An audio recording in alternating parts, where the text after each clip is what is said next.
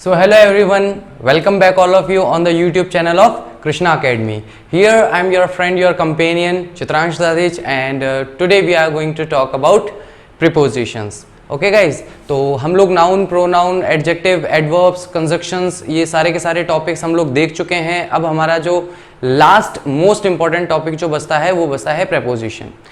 Preposition से guys इतना directly question नहीं पूछा जाता रिकॉग्नाइजेशन के लिए. क्यों नहीं पूछा जाता? क्योंकि प्रेपोजिशंस जो हैं वो फिक्स प्रेपोजिशंस हैं और प्रेपोजिशंस जो हैं वो प्रेपोजिशंस का ही काम करते हैं. लेकिन पहले हम लोगों ने क्या क्या देखा है कि कुछ प्रोनाउंस हैं जो प्रोनाउन का भी काम कर रहे हैं और कहीं पर आकर के कंजक्शन का भी काम करना शुरू कर देते हैं. वैसे ही हमने देखा कि कुछ नाउन्स हैं, एडजेक्टिव्स हैं, तो वो जिस तरह से परफॉर्म कर रहे हैं एक सेंटेंस के अंदर, वो अपने आप को किस तरह से रिप्रेजेंट कर रहे हैं एक सेंटेंस के अंदर, या वो किसका काम कर रहे हैं, नाउन का काम कर रहे हैं या एडजेक्टिव का काम कर रहे हैं या एडवर्ब का काम कर रहे हैं. तो उसको बेस बनाकर हम लोगों ने देखा कि वहां पर हमें जो हमारे नाउन, प्रोनाउन और एडजेक्टिव, एडवर्ब्स थे उन्हें बेसिकली हमें चूज करना पड़ता था. प्रेपोजिशन इन सबसे बिल्कुल अलग टॉपिक है, तो उसमें ज़्यादा कन्फ्यूजन नहीं होता. लेकिन एक बार हमें उन सारे वर्ड्स को गो थ्रू करना पड़ेगा, एक बार उन्हें देखना पड़ेगा ताकि हम अच्छे से किसी भी वर्ड को पहचान सकें, कम से कम इतना डिफरेंशिएट कर पाएं कि ये बाकी के पार्ट ऑफ स्पीच से रिलेट नहीं करता है. राइट और रॉन्ग? तो चलिए बिना देर करे आगे बढ़ते हैं. आज का हमारा जो टॉपिक है जिसका नाम है प्रेपोजिशन, तो शुरू करते हैं.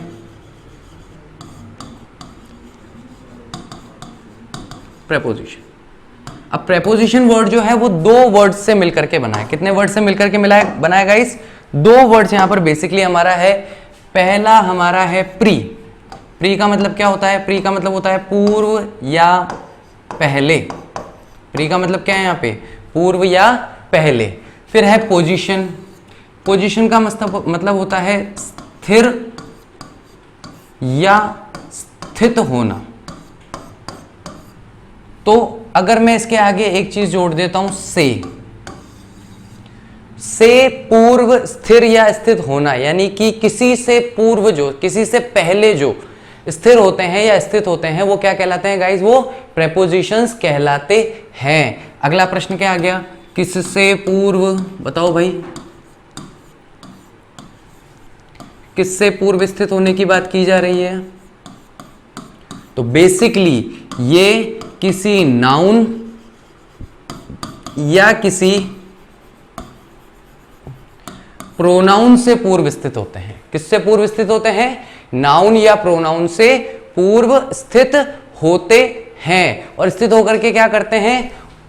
इस नाउन या प्रोनाउन का, ये जो नाउन या प्रोनाउन है, ये नाउन जो या प्रोनाउन जो है, इनका संबंध स्थापित करते हैं.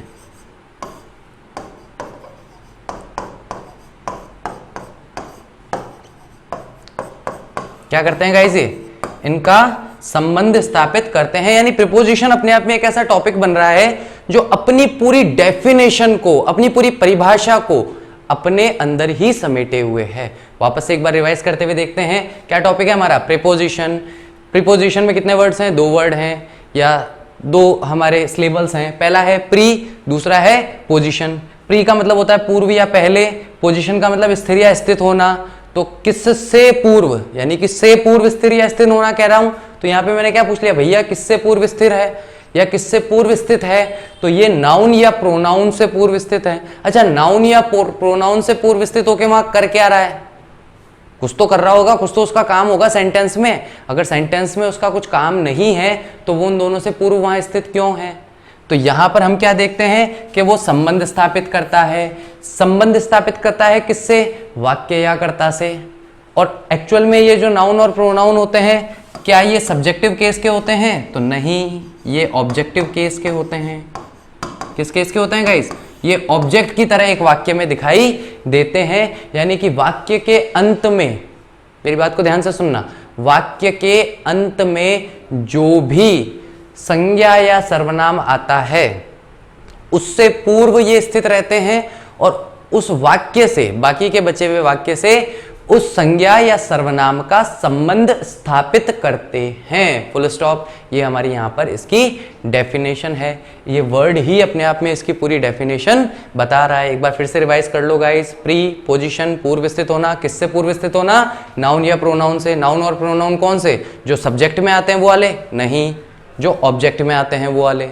जो वाक्य के अंत में नाउन या प्रोनाउन आते हैं उनसे पूर्व स्थित होगा और क्या करेगा? उस नाउन या प्रोनाउन का संबंध स्थापित करेगा। क्या करेगा? नाउन या प्रोनाउन का संबंध स्थापित करेगा बाकी के बचे हुए वाक्य से। Getting my point? अब जैसे कि इसका एक एग्जाम्पल हम लोग देखते हैं। कहां देखें? चलिए। He was talking to me या he was talking to Ram.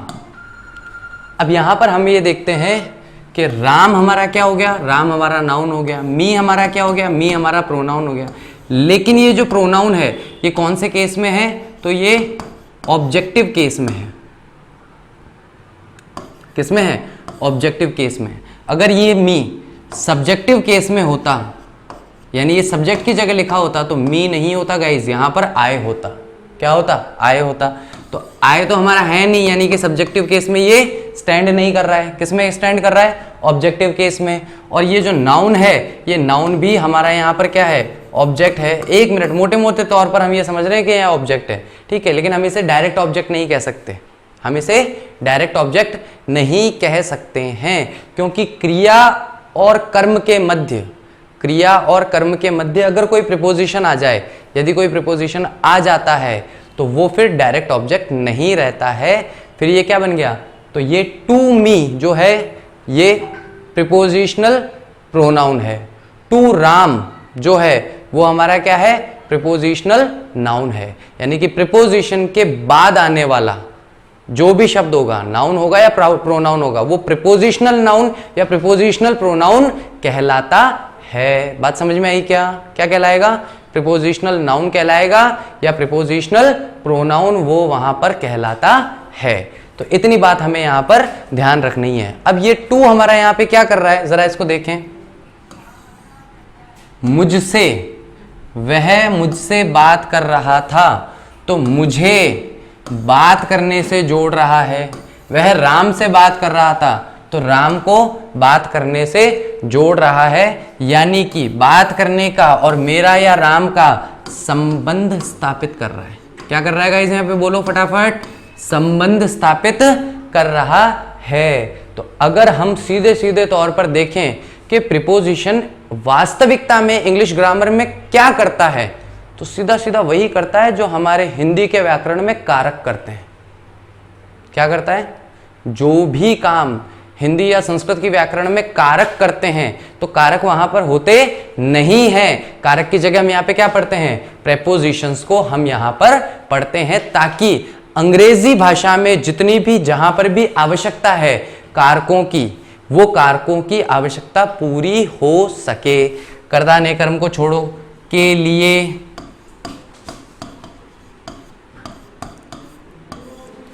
के लिए किस में आता है? कर्ता कर्म करण। तो ये आपका हो गया साहब करण। क्या हो गया? By, sorry, for, right. कर्ण के अनुसार हिंदी में बोलूंगा के लिए, तो कर्ण के अनुसार इंग्लिश में बोल दूंगा फॉर। बात ही खत्म हो गई। तो मेरे यहां पर कारक की जो आवश्यकताएं हैं अंग्रेजी भाषा में, उन आवश्यकताओं को कौन पूरा करता है? उन आवश्यकताओं को प्रेपोजिशन पूरा करता है। कौन करता है? प्रेपोजिशन उन आवश्यकताओं को पूर्ण करता है, पूरी तरह से करता है, अच्छी तरह से करता है। कैसे करता है? जरा आगे देखें तो हमें और अच्छी तरह से ये टॉपिक क्लियर होगा। तो यहां से हमारा टॉपिक गाइस स्टार्ट होता है। हमारा टॉपिक क्या है?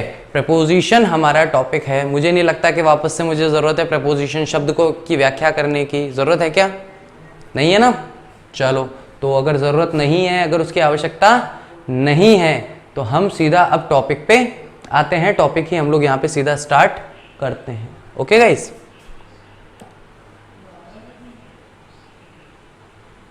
Okay, I think it's completely visible to everyone now. Okay, so let's start the topic without delay.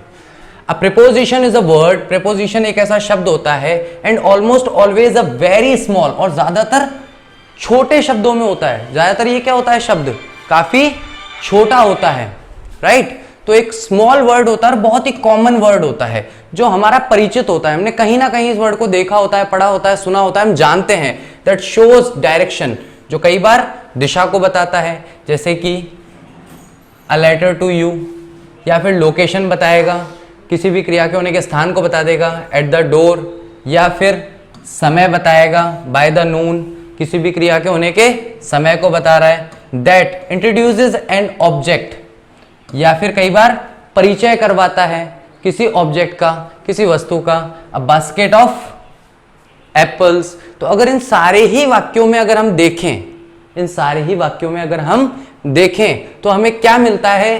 पहले वाक्य में हमें सॉरी, पहले वाक्य में हमें टू मिल गया, दूसरे वाक्य में हमें एट मिल गया, तीसरे वाक्य में हमें बाय मिल गया, चौथे वाक्य के अंदर हमें यहाँ पे क्या मिला? ऑफ मिल गया. तो इस तरीके से ये क्या कर रहा है, देखो नाउन या प्रोनाउन से पहले आ रहा है. यू हमारा प्रोनाउन है, नून हमारा नाउन है, एप्पल्स हमारा नाउन है. तो नाउन या प्रोनाउन से पूर्व आकर के उनसे पहले वाले जो शब्द हैं, उनसे पहले वाला जो वाक्य है, उनके साथ उनके संबंध को स्थापित कर रहा है. Preposition are typically followed by an object, यानी कि प्रीपोजिशन के बाद में कोई ना कोई ऑब्जेक्ट जरूर आता ही है. यानी कि एक किसी वाक्य किसी एक विद्यार्थी ने पूछा था, क्या सर प्रीपोजिशन अगर पार्ट ऑफ स्पीच है तो क्या उसे वाक्य के अंत में लिखा जा सकता है? सामान्य जवाब दे रहा हूं, सामान्य अर्थों में, विशिष्ट स्थिति की बात नहीं कर रहा हूं. स्पेशल केसेस जो हैं, I am not talking about them, I am just saying you can not finish a sentence with preposition. यानी कि प्रीपोजिशन अगर आपने किसी वाक्य के अंत में लगाया है तो निश्चित तौर पर उसके बाद में कोई नाउन या प्रोनाउन आना ही चाहिए, which can be a noun.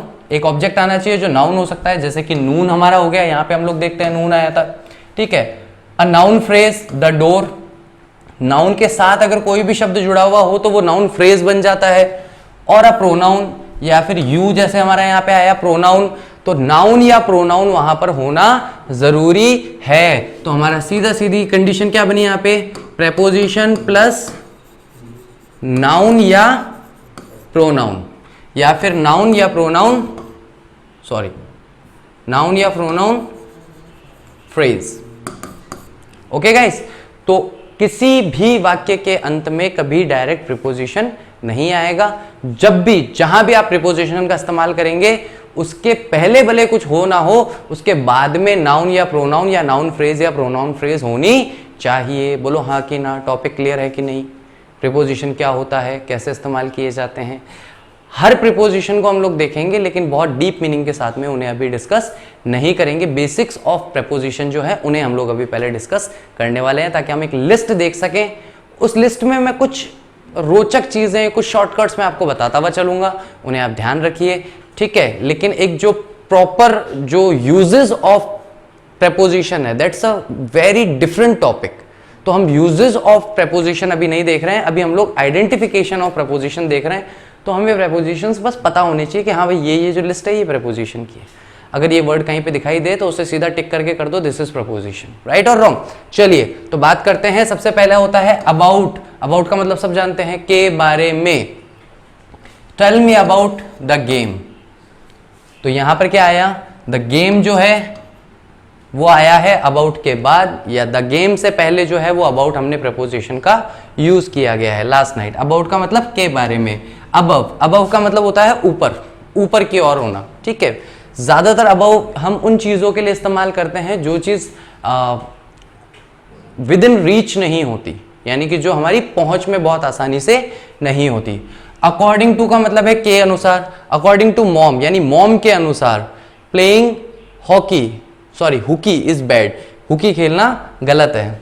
तो हुकी कोई ऐसा गेम होता होगा जो मॉम के अकॉर्डिंग अच्छा नहीं होता होगा. हॉकी नहीं है ये, हुकी है.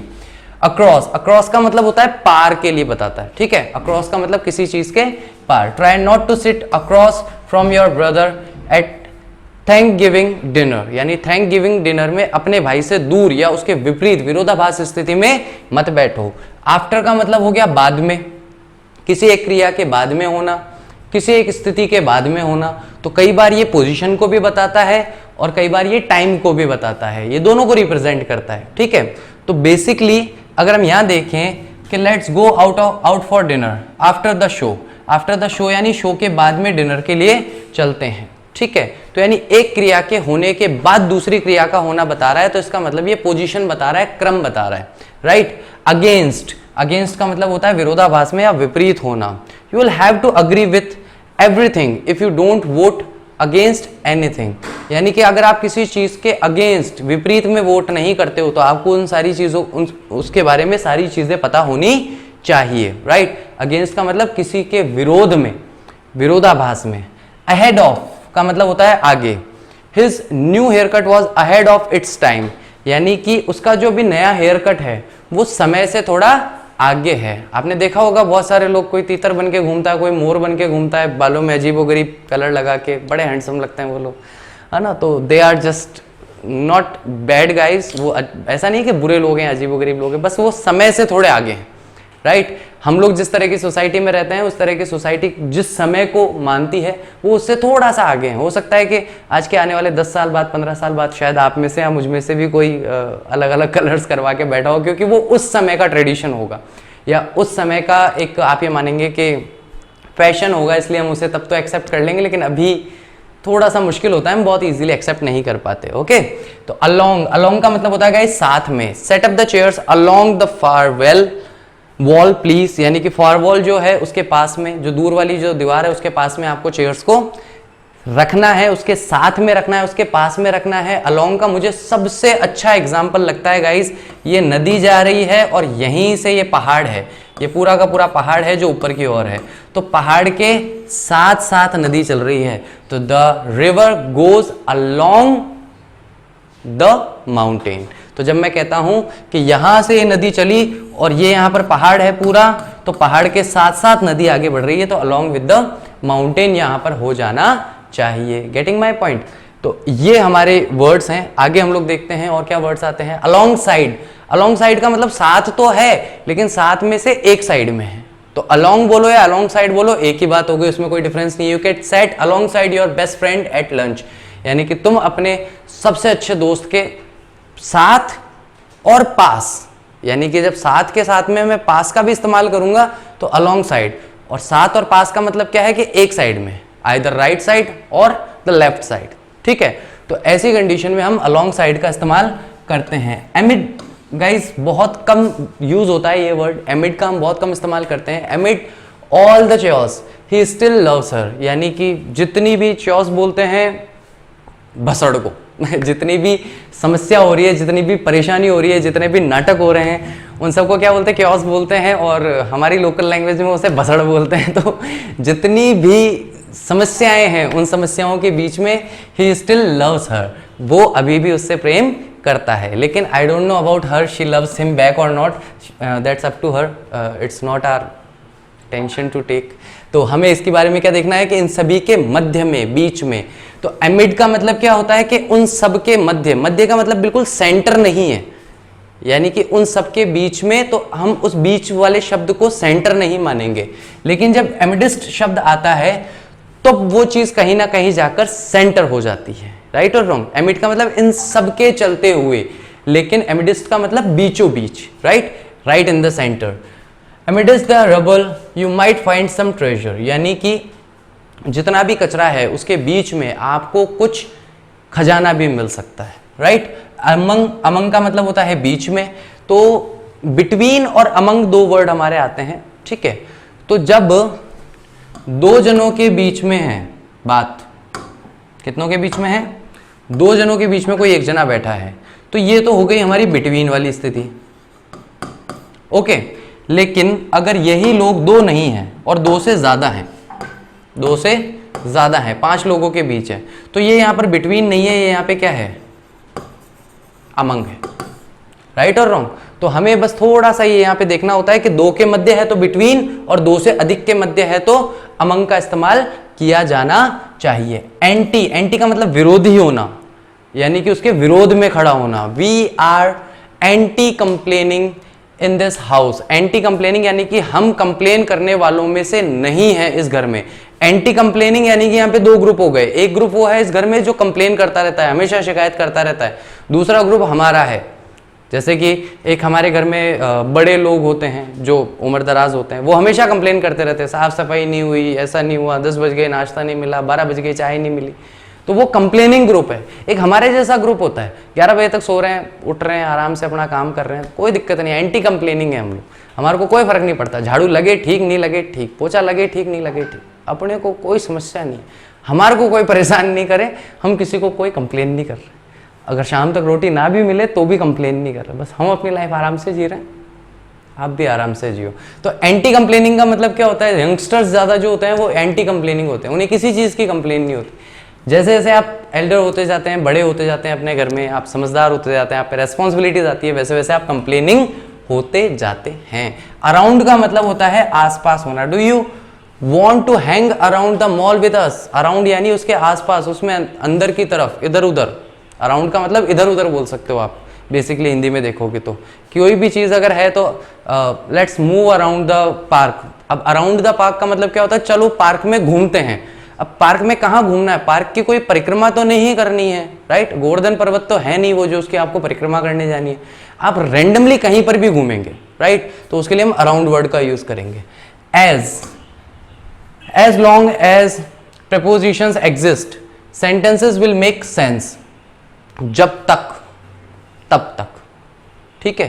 तो एज लॉन्ग एज को हम क्या देखते हैं, या इस पूरे अगर फ्रेज को देखें, एज लॉन्ग एज को हम देखें तो जब तक का ये यहां पर सेंस देता है, जब तक ऐसा होगा, राइट? एज फार एज का मतलब भी जब तक होता है, ठीक है? जैसे एक पुराना गाना था, I don't care who you are, where you from. हाँ, सुना होगा आप लोगों ने, शायद नहीं सुना होगा तो एक बार सर्च करके सुन लेना, ठीक है? तो एज फार एज का मतलब होता है जब तक तब तक, बिल्कुल सेम सेंस देता है। As well as, as well as का मतलब जब तक तब तक में, यानी ये टाइम बेस्ड नहीं होता है। एज वेल एज जो होता है वो हमारा आता है जिस तरह से, ठीक है? ये एक तरह से क्या बताते हैं कि उसका मैनर बताता है। Understanding prepositions as well as, बिल्कुल उतना ही, as their meaning it important, यानी प्रेपोजिशन को समझना भी उतना ही इंपॉर्टेंट है जितना उनके मीनिंग्स को समझना है। तो जितना शब्द हम यहाँ पे ले लेते हैं इसके लिए। नेक्स्ट आता है एट। अब एट की सर बहुत सारी समस्याएं हैं। एट निश्चित को बताता है। किसको बताता है? पहले तो ये समझ लो, एट बताएगा निश्चित को। निश्चित क्या? निश्चित हो सकता है समय, निश्चित हो सकता है स्थान। तो ये दो चीजें हैं। समय या स्थान अगर निश्चित हो, बिल्कुल निश्चित हो, तो उसके लिए हम एट का यूज करते हैं। Where are you? At home. At home मतलब घर, बिल्कुल घर। तो आपका घर एक निश्चित स्थान है जो आपका फ्रेंड जानता है, इसलिए आप वहां बोल रहे हो at home, I am at home right now. तो जब निश्चित स्थान हो या निश्चित समय हो, ठीक है? When will you meet me? तो मैं तुमसे मिलूंगा, या तो मैं बोलूंगा अराउंड 4 o'clock, लगभग 4 बजे। तो यहां पर निश्चित कहां हुआ? तो मैंने अराउंड बोला, एट बोला भी नहीं। मैं तुमसे 4 बजे मिलूंगा, I will see you at 4 o'clock। तो जब समय की निश्चितता हुई, जब स्थान की निश्चितता हुई, तो हमने एट का यूज किया। और जब लगभग में हमें जाना था तो हम अराउंड का यूज करते हैं, राइट? या नियर बाय का भी यूज करते हैं। फिर आता है अटॉप। अटॉप में से ए शब्द हटा दो तो क्या बचा? क्या शब्द बचा हमारे यहाँ पे? टॉप बचा। टॉप का मतलब क्या होता है? सबसे ऊपर, सबसे ऊपर, टॉप पर, है ना? टॉप स्टूडेंट कौन होता है? जो सारे स्टूडेंट्स की छाती पर बैठ करके नंबर 1 पोजीशन आता है, उसको हम कहते हैं टॉप। तो वो कहां बैठा है? Atop, right? यानी कि पहाड़ी की चोटी पर अगर मैं बैठा हूं, बिल्कुल चोटी पर, सबसे ऊंची चोटी पर, तो मैं कहां हूं? स्टैंड अटॉप द माउंटेन, यानी कि माउंटेन के सबसे ऊंची चोटी पर, उसके टॉप पर बैठो या खड़े हो। सिंग टू द हेवन, और फिर स्वर्ग के लिए गाना गाओ। तुम्हारी मर्जी हो, गाओ मत गाओ। बिफोर, बिफोर का मतलब वही जो हमने देखा था आफ्टर। तो आफ्टर का सिनोनिम आ गया यहाँ पे। आफ्टर का मतलब बाद में, तो बिफोर का मतलब पहले। पहले समय के आधार पर हो सकता है या क्रम के आधार पर हो सकता है। Falling behind on your school work would be bad. क्रम के आधार पे बता रहा है कि अपने स्कूल के काम को करने में अगर तुम पिछड़ जाते हो, पीछे रह जाते हो, तो वो तुम्हारे लिए अच्छा नहीं होगा, बुरा होगा। बिलो, बिलो का मतलब नीचे, जहां पर फिजिकल कंटेंट बना रहता है, ठीक है। तो बिलो का मतलब नीचे के लिए आएगा, जो एक यथास्थान है, उस यथास्थान से नीचे अगर कोई चीज है तो बिलो है, ठीक है। जैसे कि बिलो एवरेज अनकाउंटेबल चीजों के लिए भी आता है। बिलो एवरेज जो थॉट प्रोसेस वाली चीजें होती है, साइकोलॉजिकल होती हैं, इकोनॉमिकल होती हैं, साइंटिफिक होती हैं, उनके लिए भी बिलो का यूज किया जाता है, जैसे कि बिलो टेम्परेचर। नेक्स्ट आता है बिटवीन। बिटवीन गाइस दोबारा से नहीं बताऊंगा, यहां बता चुका हूं। 2 के मध्य है तो बिटवीन, और 5 के मध्य है तो अमंग। बट बताता है लेकिन को, बट परंतु लेकिन किंतु। Everyone went to Paris but Amy, यानी कि एमी को छोड़ करके बाकी सब लोग कहां गए हैं, पेरिस गए हैं, राइट। तो बट का मतलब क्या होता है, को छोड़कर, के अतिरिक्त, के अलावा के अर्थ में आता है। बाय, अब बाय सर बहुत सारी चीजों को बताता है, एक बार मैं इसे क्लियर करता हूं, मैं यहां पे बाय आपको समझा देता हूं, ठीक है। बाय टाइम को भी बताता है। सबसे पहले तो बाय टाइम को कैसे बताता है, I will be free by 7 o'clock। जब फ्यूचर टेंस के अंदर अगर हम किसी समय पर फ्री होने का एक अंदाजा लगाते हैं कि इतने बजे तक ये काम हो जाएगा, तो मैं बाय का यूज करूंगा, ठीक है। टिल या अंटिल का इस्तेमाल नहीं करूंगा, प्रेजेंट टेंस में उसका इस्तेमाल करते हैं। तो फ्यूचर टेंस में हम किसका इस्तेमाल करेंगे, टाइम के साथ बाय का। बाय का इस्तेमाल एजेंट के लिए भी होता है। एजेंट के लिए होता है मतलब कि अगर हम पैसिव वॉइस बना रहे हैं एक्टिव वॉइस के सेंटेंस का, तो पैसिव वॉइस बनाते समय हम क्या बोलते हैं, the snake was killed bye Ram. तो यहां पर राम सब्जेक्ट नहीं है, यहां पे राम क्या है, एजेंट है। तो इस एजेंट को रिप्रेजेंट करने के लिए, दर्शाने के लिए हम किसका इस्तेमाल कर रहे हैं गाइस, यहां पर बाय का इस्तेमाल कर रहे हैं। नेक्स्ट, इस एजेंट में भी थोड़ी सी समस्या है। अगर ये एजेंट कोई पर्सन है तब तो बाय लग जाएगा, लेकिन अगर ये कोई इंस्ट्रूमेंट है, यानी कि कोई वस्तु है जिसके माध्यम से काम किया जा रहा है, तो बाय ना लगा करके हम क्या लगाते हैं, यहां विथ का इस्तेमाल करते हैं गाइस। ये ध्यान रखना, ये कई बार एसएससी बैंक पीओ के एग्जामिनेशंस के अंदर और इस तरह के जो अच्छे लेवल के एग्जाम होते हैं उसमें कई बार पूछ लेता है, ठीक है। यानी कि मैंने सांप को मारा, तो the snake was killed by me, ठीक है। लेकिन मैंने सांप को एक छड़ी से मारा, तो अब मुझे बताओ कि मैं तो बाय से आ जाऊंगा, छड़ी किससे आएगी। तो छड़ी को बताने के लिए, स्टिक को बताने के लिए, क्योंकि वो एक इंस्ट्रूमेंट, एक वस्तु है, मैं किसका इस्तेमाल करूंगा, विथ का इस्तेमाल करूंगा। I killed a snake with a stick, मुझे वहां बोलना पड़ेगा, ना कि बाय अ स्टिक बोलना पड़ेगा, राइट। तो जब हम एजेंट की बात करते हैं, तो एजेंट अगर पर्सन हो तो बाय लगाओ, और एजेंट अगर इंस्ट्रूमेंट हो, कोई वस्तु हो, तो हमें किसका इस्तेमाल करना चाहिए वहां गाइस, विथ का इस्तेमाल करना चाहिए। बाय का इस्तेमाल वहां करना ठीक नहीं माना जाएगा, that is incorrect use. Okay guys, next हम लोग इसके अंदर आगे बढ़ते हैं। नेक्स्ट हमारा इसमें आता है कंसीडरिंग। कंसीडरिंग का मतलब किसी चीज को विचार करना, देखना, सोचना, समझना, ठीक है। तो कंसीडरिंग यानी कि सोचते हुए या विचार करते हुए, द वेदर, मौसम को देखते हुए, मौसम का विचार करते हुए, we are staying in tonight, हम आज यहीं रुक रहे हैं। यानी कि बाहर मौसम ठीक नहीं है, तो मौसम को देखते हुए, अनुमान लगाते हुए, देखते हुए, विचार करते हुए हम लोग यहीं रुक रहे हैं। डाउन का मतलब हो गया गाइस नीचे। नीचे मतलब जो एक सामान्य स्थिति है उससे नीचे अगर कुछ भी है तो वो डाउन है। हालांकि डाउन ज्यादातर उन चीजों के लिए आता है जो विद इन कॉन्टेक्ट होती है, जो हमारी पहुंच में होती है, विद इन रीच जो है चीजें, वो डाउन में आ जाएंगी। ड्यूरिंग, ड्यूरिंग का मतलब होता है दौरान। दौरान का मतलब क्या है कि एक कोई ये क्रिया चल रही है, अब इस क्रिया के बीच में अगर कोई भी काम होगा तो वो ड्यूरिंग होगा, राइट और रॉन्ग। यानी कि मैं पढ़ा रहा हूं और पढ़ाने के बीच में अगर फोन आ रहा है तो I am receiving a call during teaching, यानी टीचिंग के दौरान एक कार्य, एक क्रिया चल रही है, उसके दौरान, उसके बीच में दूसरी क्रिया का होना ड्यूरिंग को बताता है। एक्सेप्ट, एक्सेप्ट और एक्सेप्ट में बड़ी गड़बड़ है गाइस, देख लो एक बार। एक्सेप्ट, सॉरी, एक्सेप्ट और एक्सेप्ट, ओके। अब इन दोनों का उच्चारण एक जैसा ही है, मोनोलॉग से ही है, ठीक है। इन दोनों का उच्चारण कैसा है, एक जैसा ही है। तो जब मैं कहता हूं एक्सेप्ट, तो इसका मतलब होता है के अलावा या के अतिरिक्त। क्या अर्थ है इसका, के अलावा, सॉरी अलावा कर दिया उसको मैंने,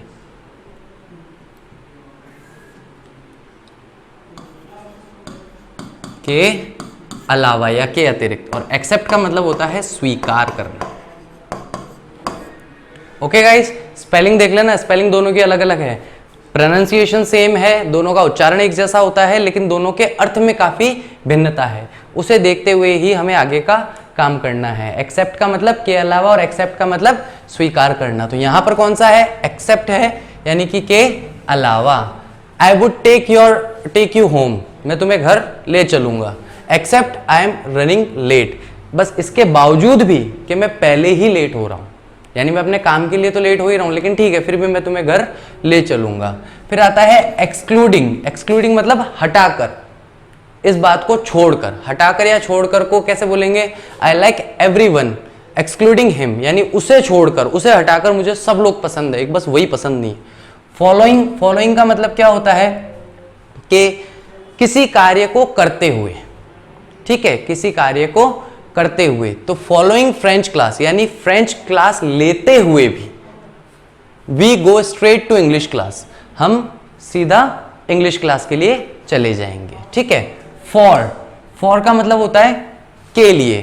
if it wasn't for literature, अगर ये लिटरेचर के लिए नहीं है, the world would cease to exist, यानी कि वर्ल्ड जो है वो एग्जिस्ट करने से सीज कर जाएगा, रुक जाएगा, राइट। यानी कि ग्रामर या जो वर्ड होते हैं या सारे के सारे जो आप ये देख लीजिए कि लिटरेरी डिवाइसेस होते हैं, लिटरेरी टर्म्स होती है, वो किसके लिए होती है? वो लिटरेचर के लिए होती है गाइस, फॉर लिटरेचर। ठीक है, तो फॉर लिटरेचर, तो इंग्लिश में क्या मतलब, हिंदी में क्या मतलब निकल गया? लिटरेचर के लिए। तो फॉर का मतलब क्या हो गया गाइस? यहाँ के लिए के अर्थ में आ गया। फ्रॉम वापस से इंपॉर्टेंट है, इधर आना पड़ेगा हमें। नेक्स्ट आता है हमारा फ्रॉम। तो फ्रॉम को हम लोग गाइस यहां देखते हैं। सबसे पहले बताता है प्रारंभिक बिंदु, किसी भी कार्य का जो स्टार्टिंग पॉइंट होता है उसको हम फ्रॉम से दर्शाते हैं। एक ट्रेन जा रही है अजमेर से जयपुर, तो मुझे एक बात बताओ, उस ट्रेन का स्टार्टिंग पॉइंट क्या है, प्रारंभिक बिंदु क्या है? अजमेर विल बी द प्रारंभिक बिंदु, I mean the starting point. तो अजमेर जो है उसका स्टार्टिंग पॉइंट होगा, प्रारंभिक बिंदु होगा, तो हम कहेंगे from Ajmer to Jaipur, right और रॉन्ग? या फिर मैं कहूं कि पेज नंबर 17 से लेकर पेज नंबर 19 तक अकबर के बारे में बताया गया है, तो मुझे बताइए कि अकबर के बारे में बताने का प्रारंभिक बिंदु क्या है? फ्रॉम पेज नंबर 17 टू फिर आगे का, ठीक है, पेज नंबर जो भी है 25, 53। ओके, तो सबसे पहले तो ये प्रारंभिक बिंदु को बताता है। फिर बताता है से को, ठीक है, लेकिन से कई बार ये माध्यम को बताता है और से कई बार ये दूरी को बताता है। ठीक है, जैसे कि watching television is far important, far important यानी कहीं फ्रॉम इंपॉर्टेंट। फ्रॉम इंपॉर्टेंट का मतलब ये है, फार फ्रॉम इंपॉर्टेंट का मतलब कि महत्वपूर्ण होने से कहीं ज्यादा होना, राइट। नेक्स्ट फ्रॉम जो है की तरफ से,